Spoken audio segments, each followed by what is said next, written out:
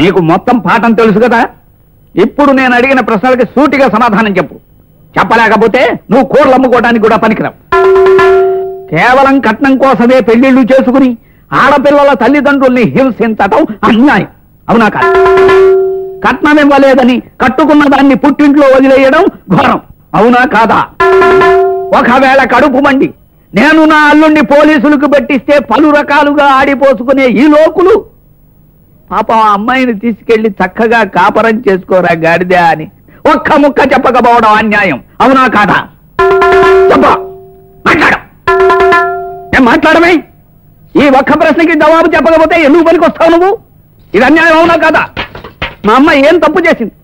ఆయనకి నేనేం తక్కువ చేశానని మా అమ్మాయిని మా అల్లుడు కాపరానికి తీసుకెళ్ళలేదు చెప్పు. ఏమిటండి అతన్ని పట్టుకుని మన అల్లుడు గురించి విసిగిస్తే అతను ఏం చెప్తాడు? ఎందుకు చెప్పరు? మన అల్లుడు గారి గురించి అందరికీ తెలుసు, ఎవరిని అడిగినా చెప్పాలి. నువ్వు చెప్పవా? సర్లేండి, ఇదిగోనయ్యా డబ్బులు, నువ్వు వెళ్ళు. చెప్పి మరీ వెళ్ళు. ఇది అన్యాయం, అవునా కాదా? బాబు ప్రతిరోజు చెప్తున్నానండి, ఇది అన్యాయమని. ఆయన అడగటం మానరేటి బాబు. ఎలా మానతానయ్యా? కన్న తండ్రిగా నా ఆవేదన చెప్పుకుంటున్నా. ఇది అన్యాయం, అవునా కాదా చెప్పు. మీ అల్లుడు గారు చేసింది అన్యాయమేనండి, కానీ మీరు మాలాంటి వాళ్ళని పట్టుకుని ఉతికేయటం మరీ అన్యాయం అండి. వినడానికి నీకే ఇంత బాధగా ఉంటే అనుభవిస్తున్నా నాకెంత బాధగా ఉంటుంది చెప్పు.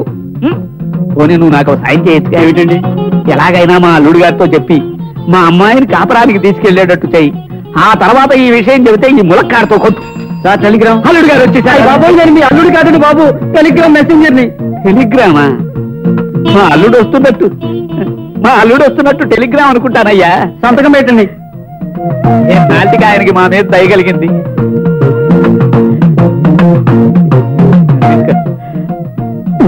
బతికేంద్రా బాబు. అమ్మాయి సావిత్రి, నా కాళ్ళు ఉడుతున్నాయి, కళ్ళు తిరుగుతున్నాయి. ఏమైందండి? మా బాబాకి చాలా ప్రమాదంగా ఉందని టెలిగ్రామ్ వచ్చింది. అదేంటి నాన్న అర్థం లేకుండా మాట్లాడతావు? నేను పుట్టక ముందే మీ బామ్మ చచ్చిపోయింది. అవునండి, నేను మర్చిపోయాను. ఒకవేళ మా వాళ్ళు అప్పుడు ఇచ్చిన టెలిగ్రామ్ ఇప్పుడు వచ్చిందేమో. చూడు, ఇది మన మేడ మీద అద్దుకుంటున్న గోపాలకృష్ణ గారికి వచ్చిన టెలిగ్రామ్. ముందు వెనక చూడకుండా సోకలు పెట్టేస్తున్నావు. ఇంటికి చూస్తాను. అంతే కదా, మా బామ్మ ఇప్పుడు పోయిందేమో అని కంగారు పడిపోయాను.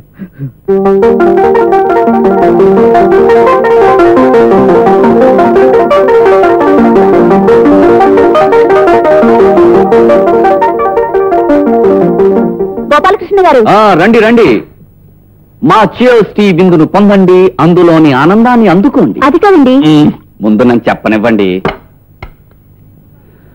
మీ ఉల్లాసమునకు ఉత్సాహమునకు మా చియర్స్ టీతో చియర్స్ చెప్పండి. ఒక్క కప్పు చాలు, మీకొచ్చిన నొప్పులను, రాబోయే ముప్పులను, పడబోయే తిప్పలను ఇది తప్పించును. ఏమండి, ఎవరైనా రాగానే అసలు విషయం ఏమిటో తెలుసుకోకుండా మీరు ఇలా టీ గురించి అడ్వర్టైజ్ చేయడం ఏం బాగోలేదండి. నేను చియర్స్ టీ కంపెనీ ఏజెంట్ కదండి. ఎంత గొప్పగా క్యాన్వాస్ చేసి మా కంపెనీని అభివృద్ధి పరిస్తే నాకంత లాభం వస్తుంది. మీకు టెలిగ్రామ్ వచ్చిందండి. ఎవరో చియర్స్ టీ ఏజెన్సీ కావాలని ఇచ్చుంటారు. కాదండి, మీ బామ్మగారి సీరియస్ అని టెలిగ్రామ్ వచ్చింది.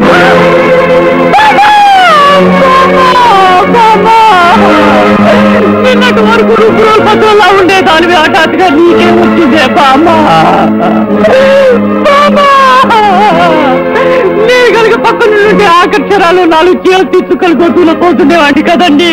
అయ్యో, మా బామ్మ చీరది తాకుండానే వెళ్ళిపోయిందండి. అయ్యో,